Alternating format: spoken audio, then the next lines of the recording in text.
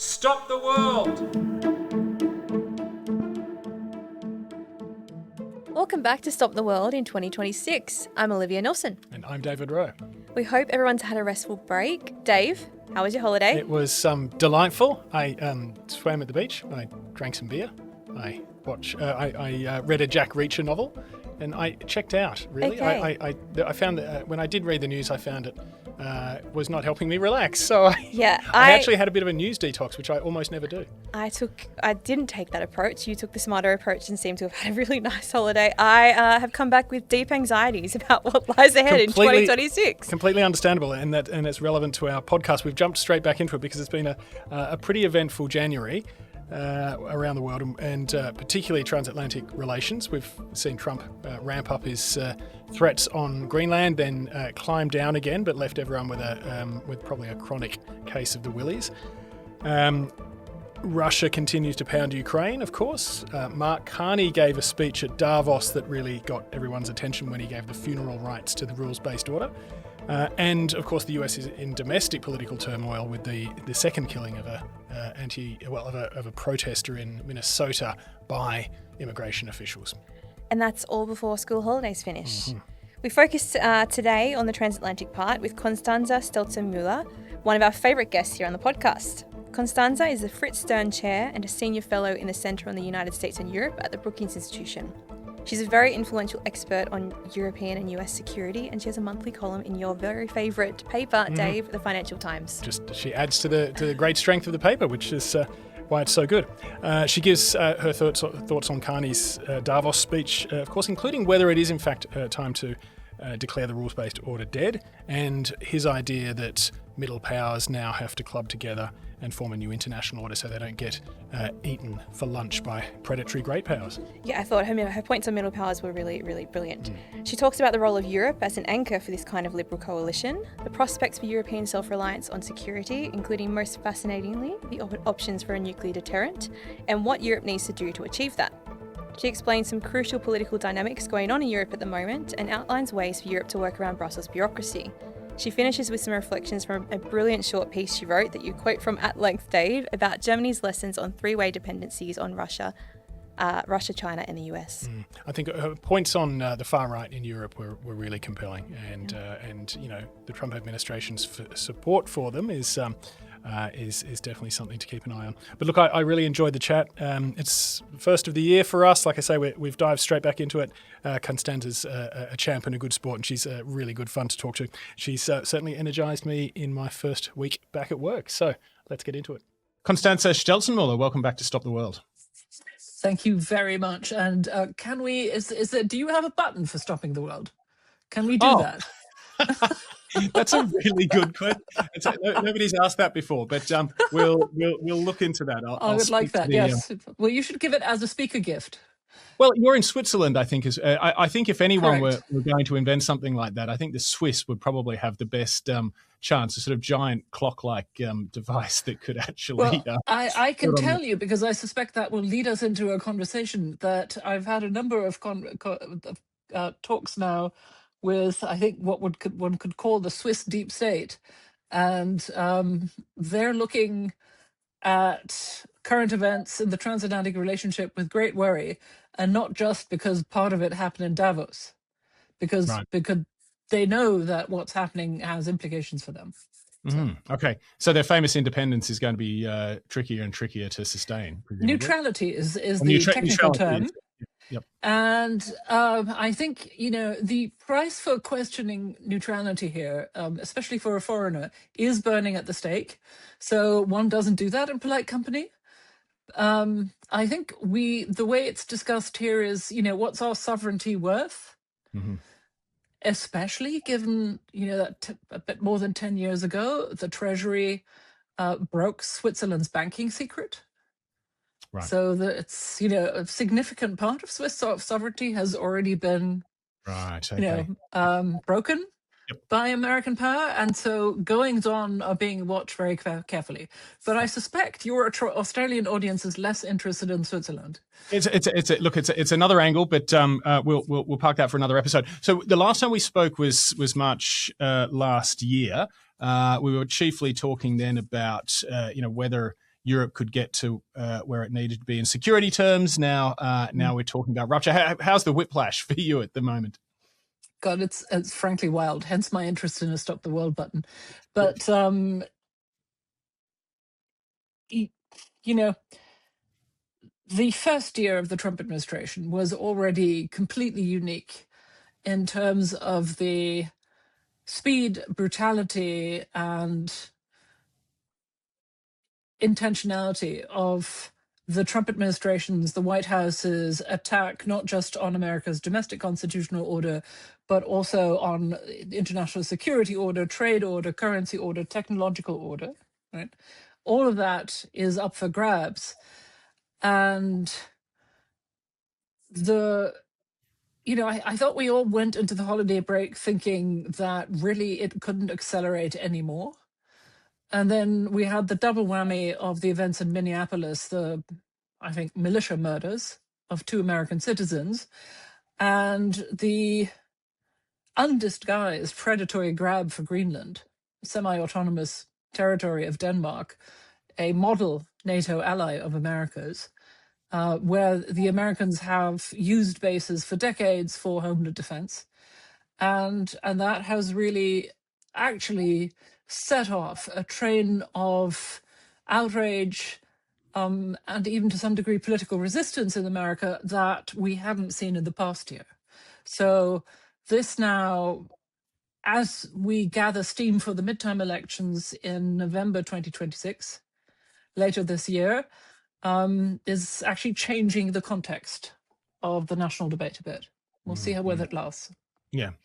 Those are good points, and I think the fact that after behaving for a long time as if there are no constraints on its power, the administration is discovering that there are, including public opinion in the United States, which is I suppose refreshing for a lot of viewers and a lot of audiences. It's 5 different things. It's institutions, first being the Senate and Congress, the House of Representatives, who suddenly have discovered both opinions and a voice, and principles, dare I say. The second is public opinion, and public opinion not just in polls, but public opinion on the streets. The third is Europeans saying, actually, no, we aren't going to be split about this. We will stand up to it. And the fourth is the stock markets and the bond markets. Countries and investors selling American treasuries. And the fifth thing I wanted to mention, but that is still sort of hanging over us, is the question of whether the Supreme Court decides in the coming weeks over so-called IEEPA or emergency-based tariffs, which would be a decision not just on the legitimacy of the tariffs as a decision taken by the president without the constitutionally mandated role of Congress, but also on the question whether the president gets to decide, what the emergency is. And I'm sort of I'm obviously thinking of the German 1930s theorist Carl Schmitt here. His famous saying, "He is sovereign who decides on the state of emergency," which I think is the thought underlying the thinking of Trump's great sort of master domestic strategist, Russell Vought, the head of the Office of Management and Budget. So, in other words, once the Supreme Court hands down that judgment, people will be passing very closely for that particular point because it is much larger than the question of whether Congress can be cut out of the decision-making on tariffs. Of a specific decision-maker. Yeah, sure. Right. Okay, look, that's it's great context for what I think we need to talk about, you and I, which is this question of what do the rest of us do now? If we accept now, Mark Carney's formulation that we are in a rupture, that this is not a transition, and it's getting harder and harder to, I think, deny that. What do middle powers, what do sort of European states do about it?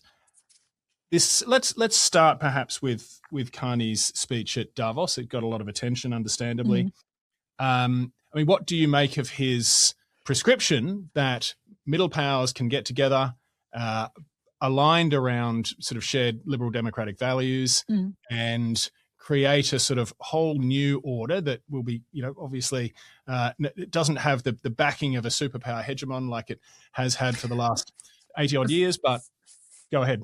David, before we get to his prescription, how about his diagnosis? Sure. Because there are some things that I think are slightly, that I would slightly take issue with. And here I am riffing on what a friend of mine, Torsten Benner from the GPBI think tank in Berlin, wrote today, and which expressed my misgivings much more accurately than I was doing that in my with my thoughts still rattling around in my brain. Fundamentally, everybody was very moved by Mark Carney's quoting Václav Havel, the Czech dissident who later became the first president of ex-communist Czechoslovakia. And he quoted the story of the shopkeeper who, to preserve his safety, as it were, put a communist slogan in his shop window every day. Right? And Mark Carney compared the rest of the world's adherence to the rules-based international order to that. And that I think is frankly flat out wrong, right? I agree. Because nobody was forcing us to subscribe to an American order.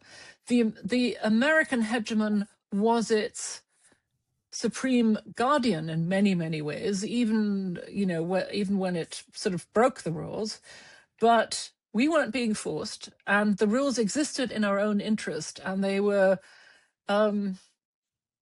completely unlike communism, right? It's totally, yep. So I think that's an important point to make. And the thing about the middle powers, if I'm completely honest, I find that a little bit lazy as well. Let me rephrase, or let's just say what I think we're going through, because I think the size of the power is less relevant than the fact that we are, as Europeans, and I think as other non-great powers, are all staring at Russia, China, and now America, uniting in aggressive, intentional, systemic revisionism, right? Trying to change international orders to their own advantage, and ruthlessly using the military, economic, and political power at their disposal in order to do so. And more or less brutally. And the Russians are bombing Ukraine and waging hybrid war in Europe. The Chinese are flooding our markets and using diplomacy to split Europeans. And now the Americans, are engaging in some extremely predatory behavior. And the question for us becomes, Carney put it with a slightly shop-worn expression, do we want to be at the table or on the menu? And I think that is certainly true for other countries as well, right? I think that, in fact, rather than using the term middle powers, I would say, how do countries that do not wish to be either eaters or eaten deal with predatory great powers in their neighborhood? And can we band together to consult, to figure out ways of resisting that and perhaps of helping each other? I think that's the order of the day. And whether we are middle powers or not, I think is immaterial. Yeah. Okay, that's all very fair. I mean, I can't resist going back to I agree with you 100% about the Havel analogy. It was a weird and inappropriate analogy to kick off what was fundamentally a quite observant. Yeah, absolutely. No, and it was moving, and it was coherent, which was more than what we were getting from Trump. Absolutely, I didn't watch the whole Trump thing. Yes, but yeah, the comparison between having to adhere to a dictatorship by putting signs in the shop window, and this idea that the rules, the liberal international rules-based order was always only ever a polite fiction. I bristle at that personally. I think that sort of cynical revisionism. It was a noble aspiration that, of course, didn't work 100% of the time and wasn't always consistent. We're talking about international affairs here, which are messy as hell. But it was a bloody great pole star to follow while it worked. And as Martin Wolf, your fellow columnist in the FT, wrote today, it increased prosperity and security overwhelmingly. The last 80 years are probably the best period in human history. So it was remarkably successful. Of course. Look, I'm a trained constitutional and international lawyer by training. And, to say that international law doesn't work, as it were, is tantamount to saying that criminal law doesn't work because people still commit murders, right? People always fail to understand just how important the existence of rules and technical regulations have been to sort of prosperity, stability, and world peace, right? Talk about the law of the sea, talk about international health rules, the international property law, right? All that is deeply unsexy, yet very, very effective because countries stick to it because they know it's in their interest, right? And so, and I think to be cynical about that is completely beside the point. But it is of course true that if you have the superpower, right, that for reasons of principle, after 1945, agreed to bind itself, right, to adhere to principles and rules, despite the fact that it was the most powerful government on the planet and could have done otherwise, that was profoundly meaningful and enabled other powers to do likewise.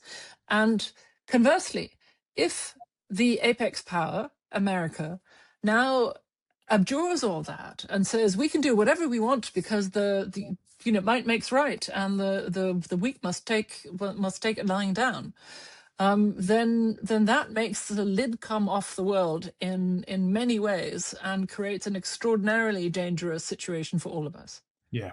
And I think the phrase "could have done otherwise" is critical there because the US didn't have to follow the post-war path that it went on. It could have behaved like 99% of other great powers through history have behaved, which is to pursue their own interests and get the most that they can using the power that they wield in any way that they like. And the fact that it didn't, was absolutely historic. Do you agree with the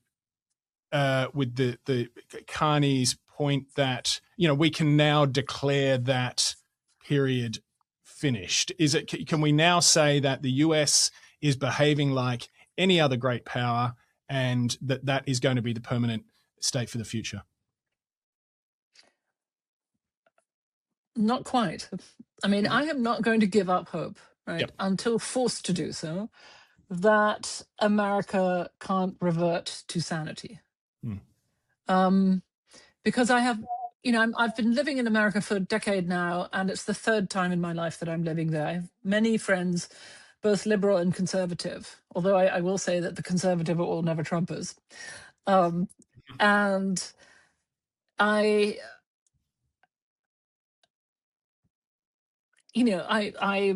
know how appalled and mortified and ashamed many of them are, right? And how worried they are about the state of the country. But I will also say that Trump gained power for the second time with 50 million votes, more or less. He isn't holding the nation hostage, right? And I'm sorry, something pinging. That's weird. I'm still going to start over. So, I think it's important to keep in mind that Trump gained power with about 50 million votes and that he isn't holding the nation hostage. His opinion polls are historically low, but until quite recently, there was very, very little public resistance or objections even. Now, some of that was based on fear, and it was justified fear of retribution, political retribution, for example, in Congress, even in the courts, I think. And the kind of extortionate pressure that he was bringing to bear on universities and law firms justified that fear. But it has to be said that an awful lot of people who could have done otherwise have acquiesced for the better part of 12 months, for whatever personal motivation. And that acquiescence, I think, gives them co-responsibility. And as is always the case, in descents towards authoritarianism, there are the people who, how shall I say, the people who perpetrate the changes and the people who enable them through inaction. And, the theological terms for this is sins of omission and sins of commission. And the two go together. And how long the stain of that will last is an interesting question. I mean, the private sector which is another one that I would count among the acquiescent, and again, out of fear of retribution, because of course, the power that the federal government wields to cripple or curb your private sector activity is enormous.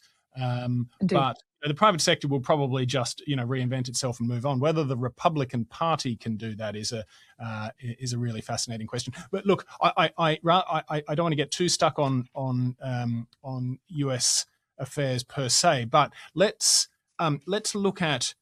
I mean, given taking account of everything you've said, and I very broadly agree with you. The rest of the world still, US allies and US partners still face a risk calculation going forward. It may not be, look, things may improve, and we may all be pleasantly surprised, and it may, perhaps not return to the way it was, but it may improve. I feel David, like you want to jump in. I do, because I think that again, the prescription relies in part on the diagnosis, and there's 2 points we need to make still. And one is, which I think is really, really important. This isn't just a political change, it's a structural change. In other words, what the people in this administration have been doing is very deliberately disassembling the machinery of constitutional governance at the federal level, not just chucking out, literally, the servants of the state at ministries and agencies, but changing the rules of the machinery and disabling the checks and balances of the American constitutional order, which it's hard to overstate how shocking that is for Americans because of the reverence that they have for their constitution. And because this constitution, which turns 250, is... Well, actually, the Constitution will turn 250 in 89. Sorry about that. Sorry, let me go back of that. And it's not just because the Americans have such reverence for their Constitution, but because it's a bloody good Constitution, which has lasted for a very long time and stood model to so many other constitutions, not least the German Basic Law after 1945, when the Nazis had been defeated, right? So this is meaningful well beyond America. The other thing that I want to say is that I'd like to give you and your listeners a reading tip. I found recently an analytical paper written by an association of intelligence community retirees, of which I had never heard, called The Steady State, who write in this 30-page paper that they had spent the entirety of their professional careers developing careful criteria by which to judge other countries' democracies, and that they were now applying these criteria to their own country. Right. And the result is a devastatingly crisp, succinct, and professional analysis, which is absolutely compelling and ends with, we are well down the road to competitive authoritarianism. And if we continue down this road, we lose legitimacy as a model for others. Right, and that, of course, right, that is such a stark and compelling conclusion that I think it is the necessary framing for how we talk about America's role in the world, or this administration's role in the world, and also the necessary framing for what a subsequent administration would have to do to revert that. Right. So what you're, I mean, that suggests a permanence to the state of affairs, a discontinuity from the past. That I mean, what you're, I mean, the fact that things as fundamental as the Constitution are being chipped away after whatever it is of 250 minus the years that it took to draft the Constitution. So to me, that makes the sort of the prescription more compelling in the sense that, look, if we can still hope for the best, but planning for the worst is not it's not optional at this point. Perhaps when you and I spoke last March, Europe, Europe was still sort of developing its future security plans as a sort of we need to do this to keep the Americans in kind of calculation, whereas now it is very much we need to look at self-reliance very, very seriously.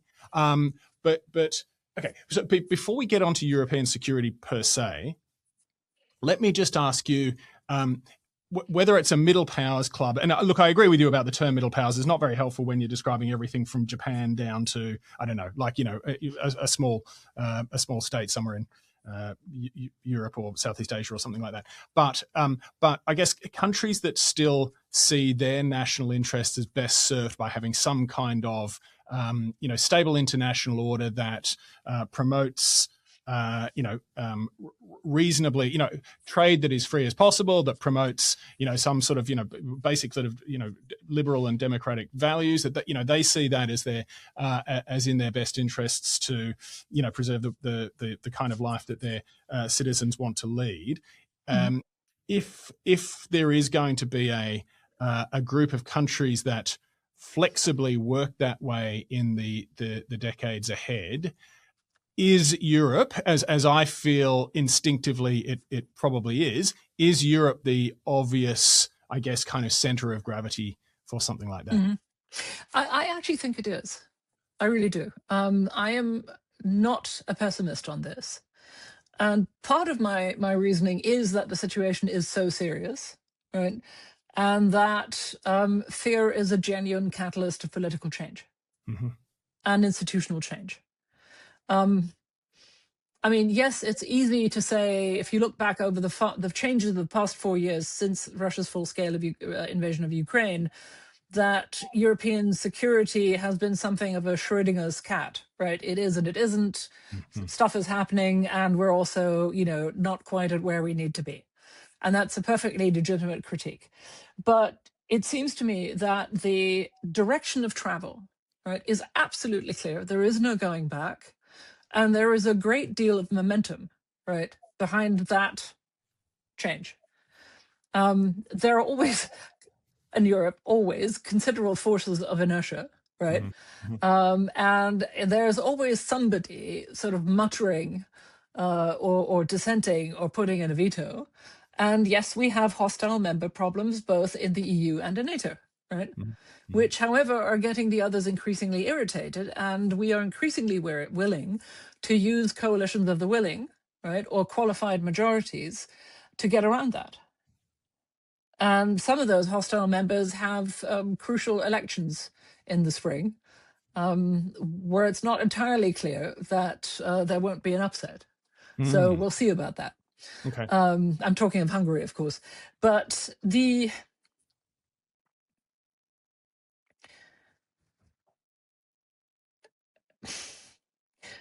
there is worse, of course, than the forces of inertia, and that is the extreme right in many countries in Europe. And that, I think, is my single biggest concern, right? That we have internal adversaries of democratic parliamentary representative governance who also want to change the constitutional orders and institute something much more authoritarian.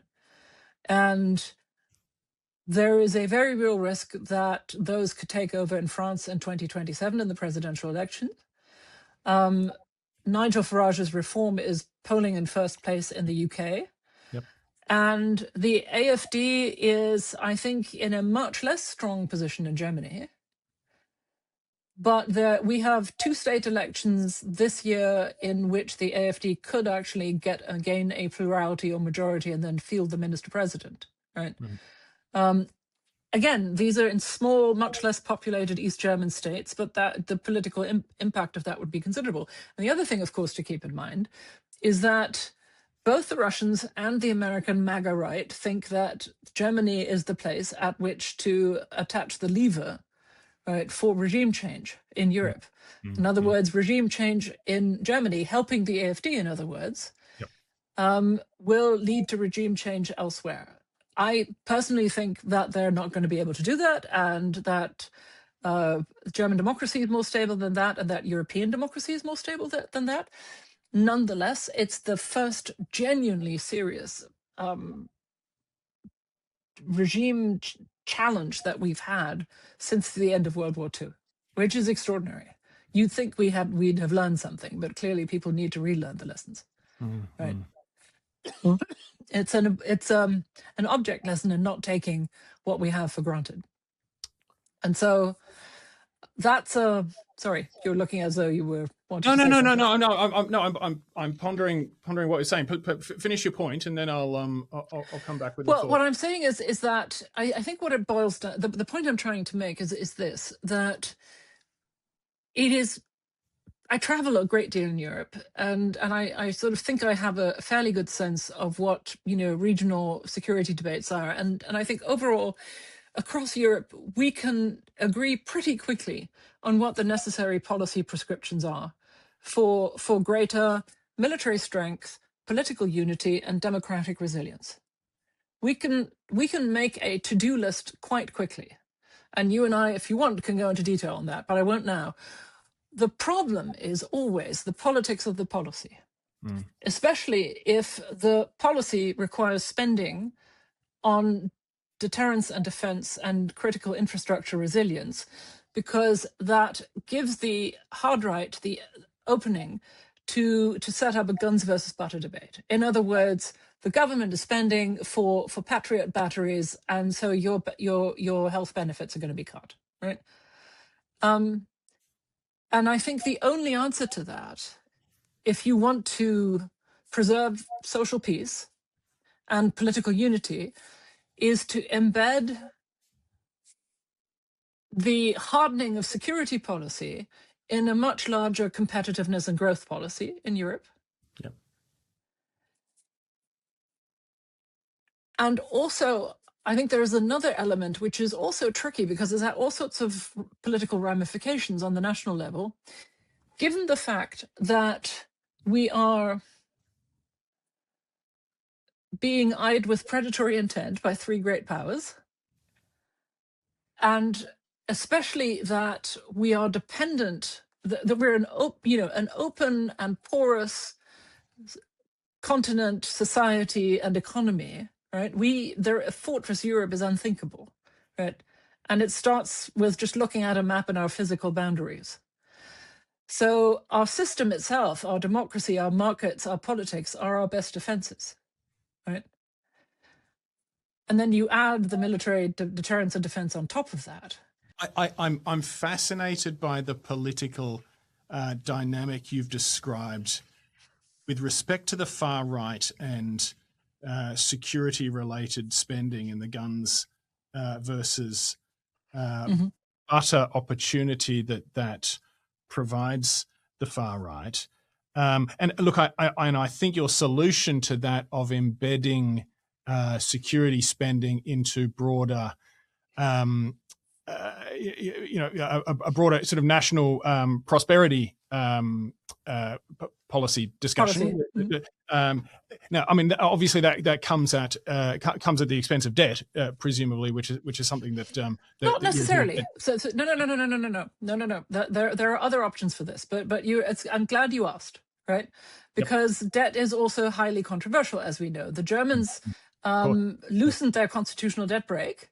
In Switzerland, where I am right now, that is absolute anathema, right? The government would be shooting itself in both kneecaps if it tried to do that. And in Germany, in fact, it was politically extremely difficult. I was going to say, you could have said the same about Germany until, a couple of years ago.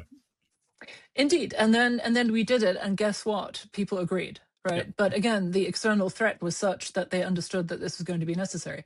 But the point I really wanted to make, that because of our sort of attenuated physical borders, right, and our dependency on critical minerals and on imported fossil fuels from sources that are increasingly seen as coming with political baggage, that in itself is a driver towards greater European integration, right?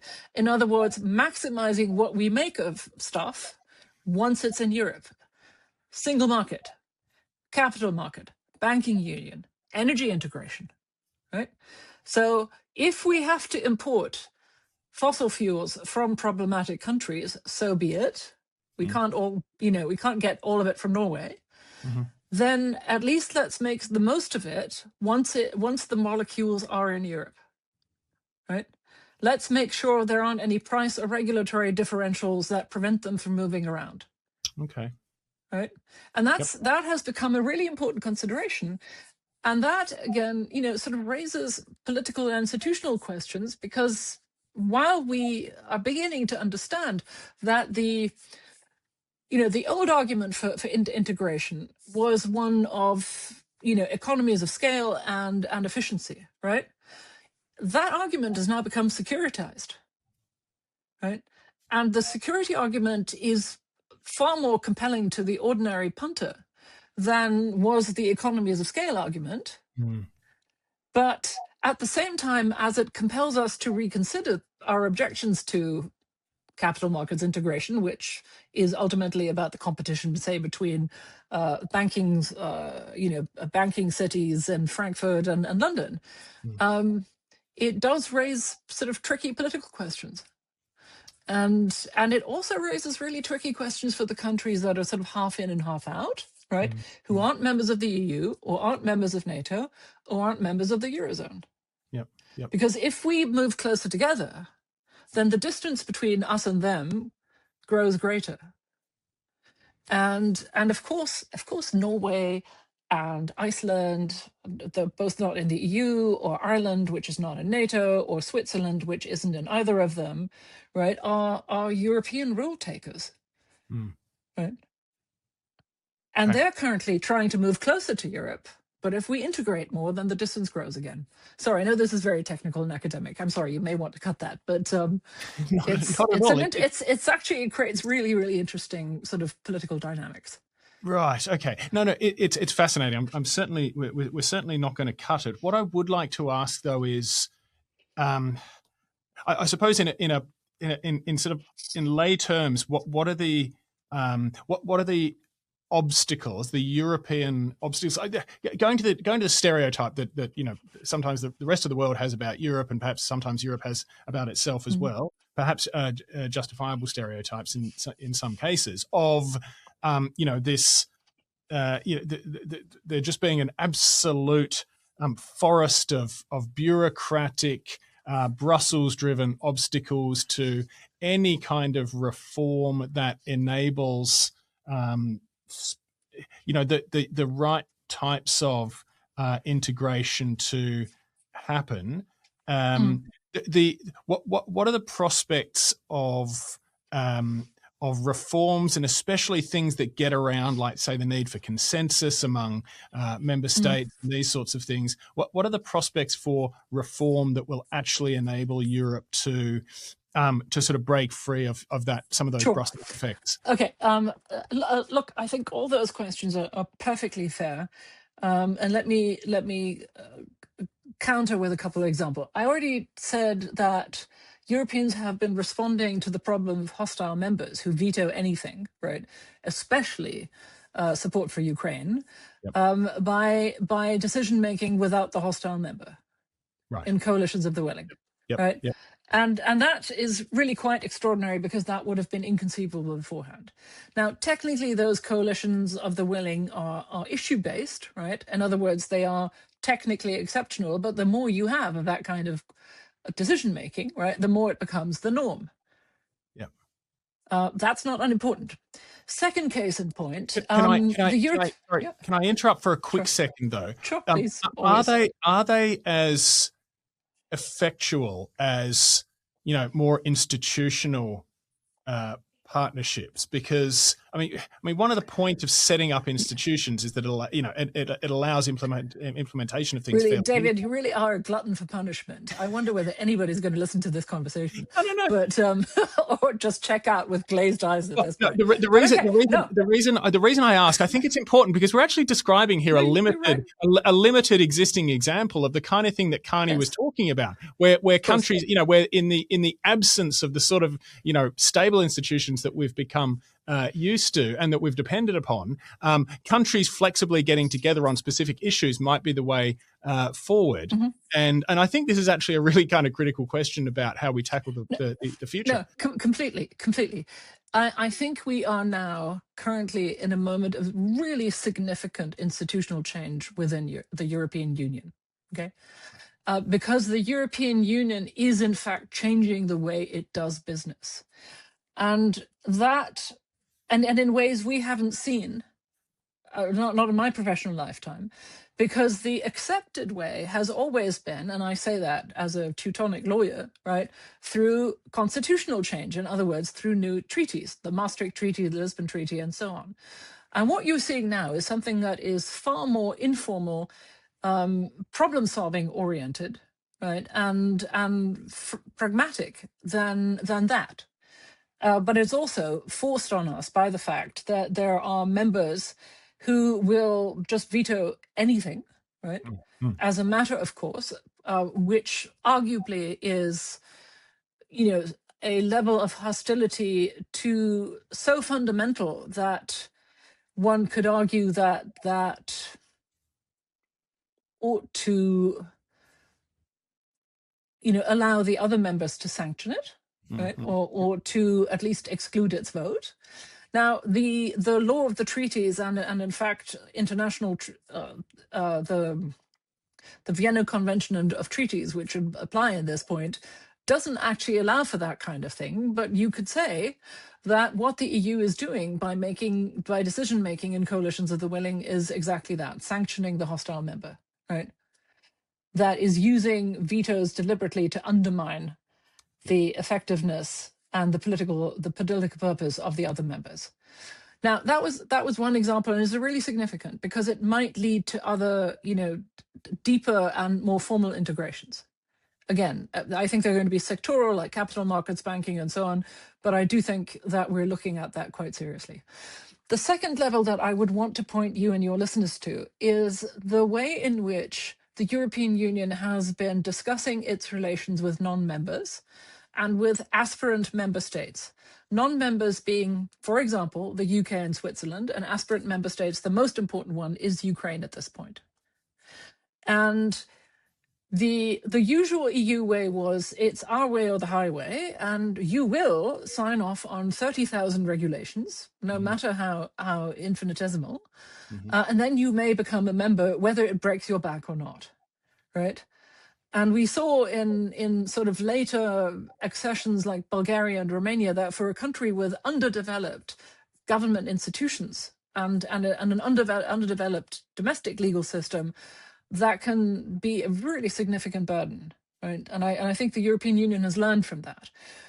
And of course it's learned from Brexit. And so it's really significant, I think, that the EU and the UK and the EU and Switzerland have renegotiated cooperation agreements that are quite wide-ranging and quite in-depth, that do not lead to membership, but lead to a very close alignment of policy in ways that are seen as beneficial to both, but that's very significantly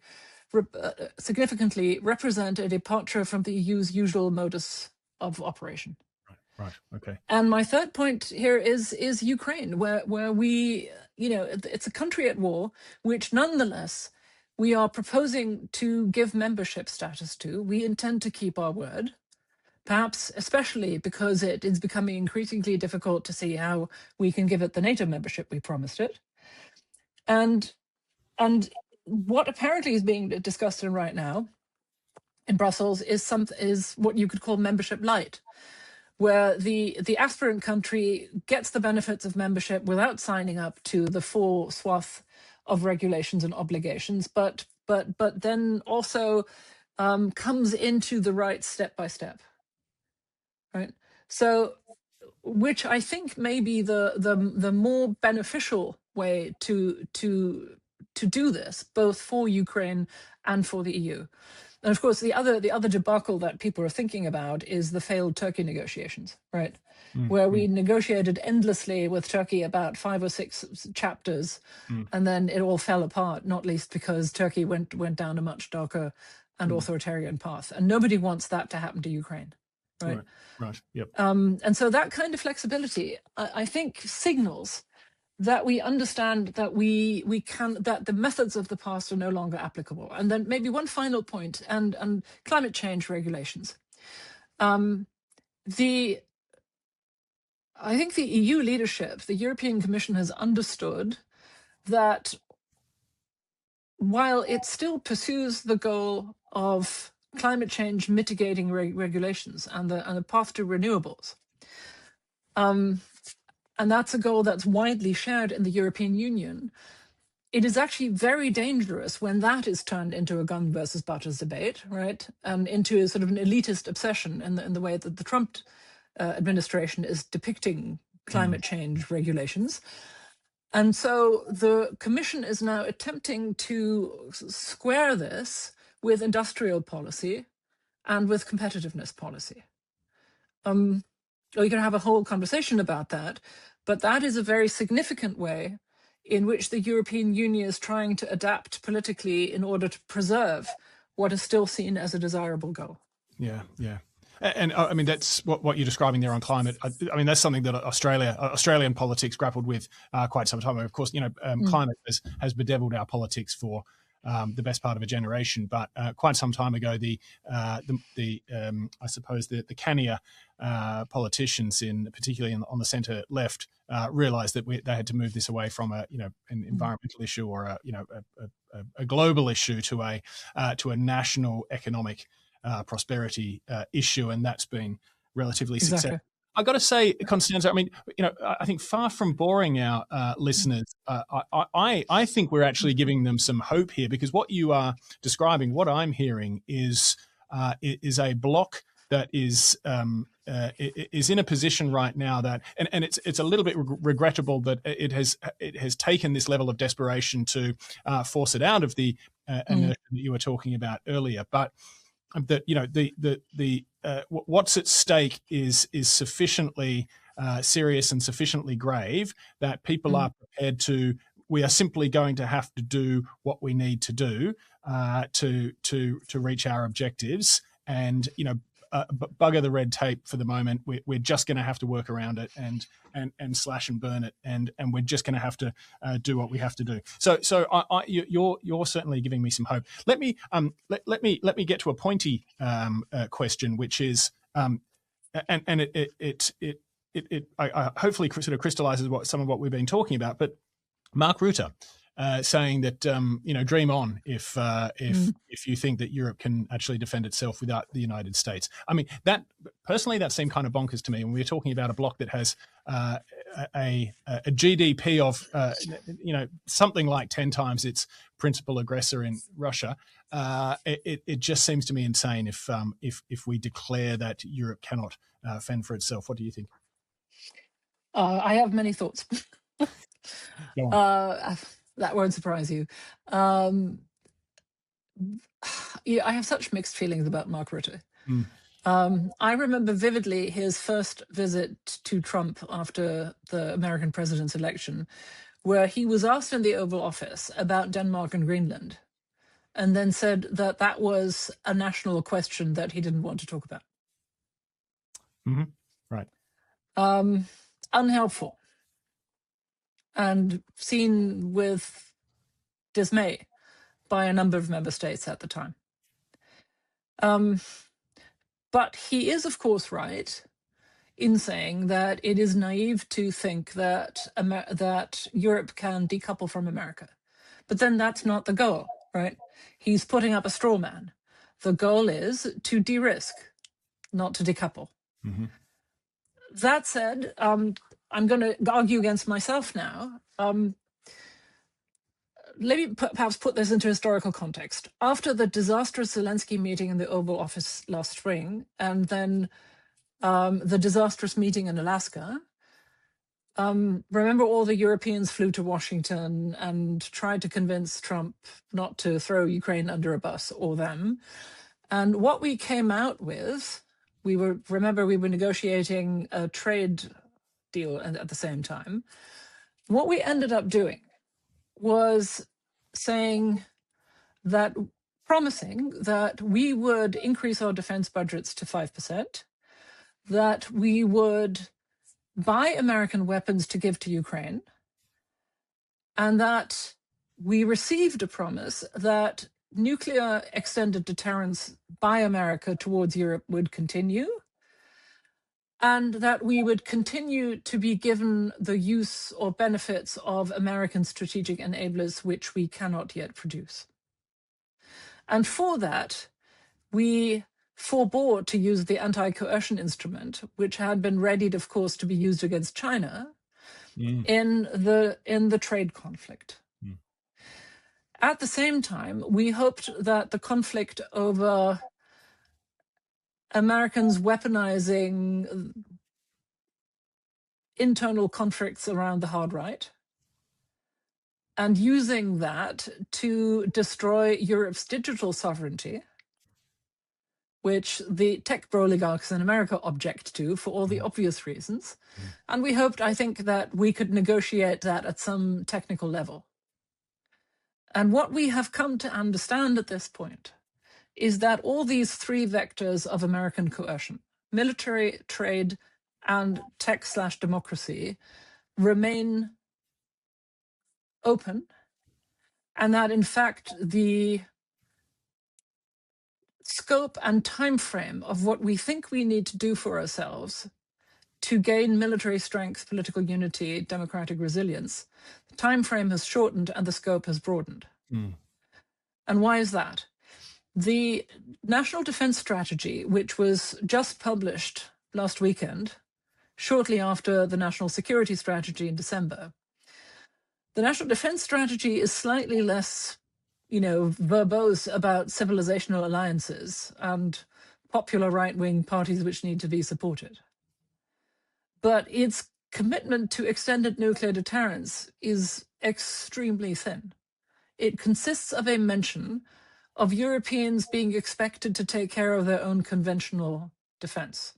Optimists are deducing from this formula that extended nuclear deterrence will continue to be on offer. Right. I have to say, that is not encouraging enough for me. But it's the absence of a mention that gives them confidence. Precisely. Good God. Exactly. Right. Exactly. Yeah. No, I mean, honestly, it's enough to send chills down one's spine, right? And because it comes with mentions of force posture corrections. I think that we're looking at, a mountain that could slide down, at any time. And so I believe that Europeans have already understood that they are going to have to put themselves into a position to produce their own strategic enablers, by which we mean satellite capabilities, long-distance weapons with independent targeting capabilities, and much more sophisticated air defenses. Right. And while our armaments industry is actually really scaling up at pace, the strategic enabler is still a challenge. And the nuclear question is just really thorny because we can't just substitute the American deterrent by the British and the French. I'll spare you the details, but that's really not possible. Okay. I mean, there was news today of the Swedes asking to come under the British umbrella, as it were. That strikes me as, again, slightly more less realistic than I'd like it to be. But let me make a point on nuclear. And this is a quote from the Polish Foreign Minister Radek Sikorski. We don't have to be as good as the Americans. We just have to be better than the Russians. Yep. Right? In other words, we have to be able to deter the Russians. And I think it is possible to make it clear to the Russians that attacking a NATO member state will come at unacceptable cost to them without us possessing our own nuclear deterrent. And the reason I say that is because I think there is enough rationality in the Russian system still to understand that the consequences for Russia's standing in the world, including with countries with whom it still wants to do business or have alliances like China or India or others, would be very, very significant. Right. And so I think it is a completely acceptable policy for us to focus on conventional deterrence and defense and infrastructure resilience and worry about our own nuclear deterrent at some later time. Right. Okay. I mean, I was my understanding of nuclear deterrence is unpardonably thin, I've got to say, but I was going to actually put it in that basket of, we've got something and we can use it, and so again, let's not worry too much about the regulations and the details, but let's just do what needs to be done. You do have two nations. Europe, including including Britain, who that have a nuclear capability. So you have at least a starting point. Can you use that to signal to Russia that if they were to attack a NATO state, you have the capability to inflict grave harm on them? I suppose you might have you might have corrected my misapprehension on that, but I suppose I was. That seemed to me an example of where at least you've got something, and to go to the foreign Polish minister's point, if it is, it might not be what the Americans have, but if it is enough to give Russia pause, then that is something. I think I'd like to leave that to the specialists, but my understanding is that the British nuclear deterrent is fully integrated into the American systems. Right. Trident does not is not fully independent. Right. The French deterrent is more independent, but I think again, it's not. I'm on thin ice here, but I think the assumption in Europe always was that if European nuclear capabilities were tested, that would always happen in the context of American nuclear backing, right? Our doctrine does not so far provide, right, for the absence of the American larger umbrella. Right. Okay. No. I'm on even thinner ice than you, so we'll park that. Very interesting. Okay. Now, ice skating at 43 degrees in Australia. Why not?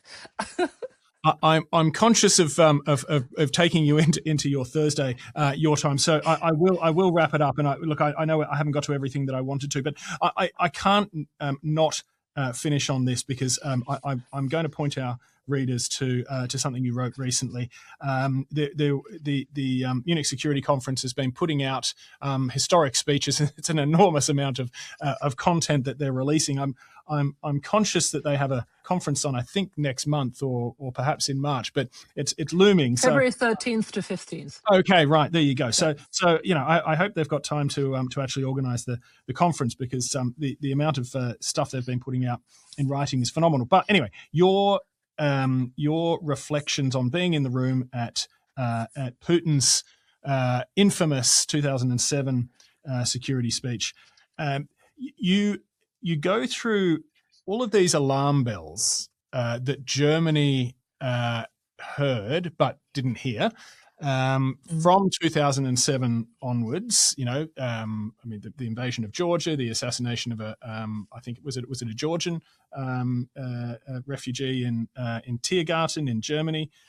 I used to go jogging through Tiergarten. It's that sort of thing is just gives me the willies. And that was 2019. It's very recently, and yet Germany didn't change policy or reduce their dependence on Russian energy. And I want to quote a section of this piece that you wrote. I quote, "Germany today finds itself in a triple strategic dilemma. After decades of maximizing its social peace, prosperity, and status by outsourcing its security to the United States, its energy supply security to Russia, and its export-led growth to China, it now faces aggressive, adversarial, systemic revisionism from all three. Moscow, Beijing, and now Trump's Washington are jockeying to shape European policies and politics and weaponizing Europe's dependencies to do so. You go on, Berlin is the ultimate key to influence and power on the continent for all three. Getting to your point about that if the US wants to affect regime change, it's going to start with Berlin. And whether Germany proves capable of living up to this extraordinary challenge is likely to be a decisive factor in the future of the European project. Arguably, 3 decades of German complacency and willful blindness now give it a special responsibility to defend the project that made it safe, peaceful, and rich. So, no pressure on the Germans there whatsoever.